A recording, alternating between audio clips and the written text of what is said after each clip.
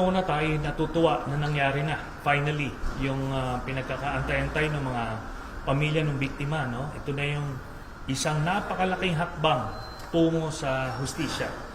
Ngayon ang obserbasyon natin ay una-una nakita natin na talagang handang-handa yung prosecution. Pinapakita nila yung iba't ibang ebidensya at yun ang basis nila para i-prove yung mga aligasyon. No? At doon naman sa kabilang banda, sa kay Kaufman, makikita nyo na ang angulo niya ay doon sa politika.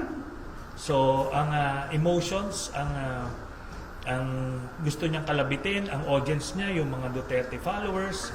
So, I don't think the judges ng ICC would receive it well. Kasi ebidensya siyempre ang kailangan makita natin. Ano ang sagot mo doon sa mga presenta ng prosecution? So wala siya nun.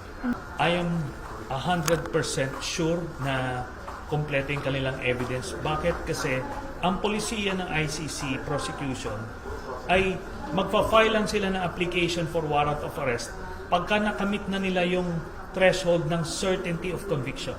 Meaning, hindi sila magpapa-issue ng warrant of arrest pagka hindi pa buo yung kaso nila enough to convict. So, yan yung threshold of evidence nila. At alam nyo, itong nangyayari ngayon, yung nakikita yung mga video, alam nyo, lalo na dun sa mga bata-bata na hindi naabutan yung mga panahon na yan, it's highly informative for them na makita nila na ganito pala yung nangyari noon.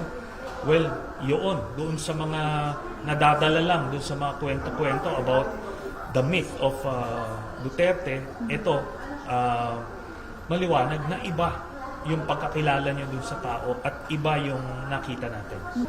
Base sa aking tansya, sa aking opinion, ay panghabang buhay na makukulong na si Duterte dahil sa mga krimen na ginawa niya sa mga Pilipino.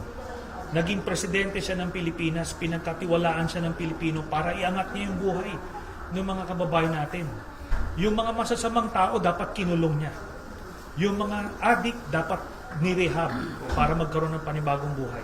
Kaso ginamit niya yung kapangyarihan niya para patayin yung mga maliliit na tao. Tapos yung drug lord na kapartner niya, yun, nasolo nila yung illegal drug trade nung napatay na nila yung mga kompetensya. Ganon yung napakasakit na pangyayari dito na kitang-kita namin, nakalap namin. Unfortunately, yung mga die-hard supporters nagbubulag-bulagan, hindi nila makita. Pero, di ba, ako po, hindi naman ako pumatay, hindi naman ako nagnakaw, pero nagagalit sila sa akin. Pero yung sa kanila, kitang-kita nila mismo sa harap nila. Pero iniidolo nila. Hindi na ako yung may problema nun.